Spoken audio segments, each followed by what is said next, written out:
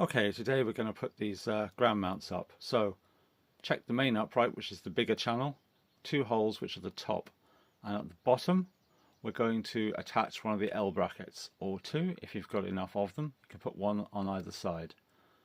Put them on there, bolt them up nice and secure, and then that bit is ready to go. Next, take the smaller channel and bolt the big plate to it. You'll see that the flat bit of the channel is downwards and also the flat bit of the plate is downwards. There's two of the smaller bolts. To attach that, do it up nice and tight. Now concrete the legs in. Notice the channels are to the right if the panels are tilting towards you. Now you can put your arms onto the uprights using the large bolts provided. They go at the top. Next step, L brackets. So bolt the L brackets on using some M10 or M8 nuts if you have them. Like that, with them facing uphill. And then we're going to put the rail on.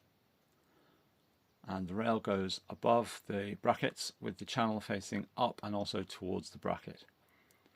So you need to slacken off that bolt first. Put the piece into the channel, turn it clockwise so that the little bit is facing up and down, and there's a groove in the front of the bolt to show you which way it is. Do those up.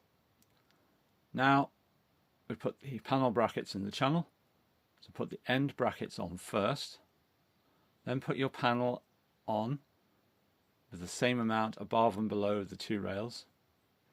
Tighten the end brackets up. Do them up nice and tight. You can use an Allen key or a bit like that. And then once you have the two on, we're going to put a clamp in between what will be the two panels. So pop that in, but don't tighten it up yet because you've got to put the next panel on. Okay. Do that on the top and bottom rail. Slot your next panel in. Do up the two mid clamps. And then you're going to repeat the process until you have a full set of panels.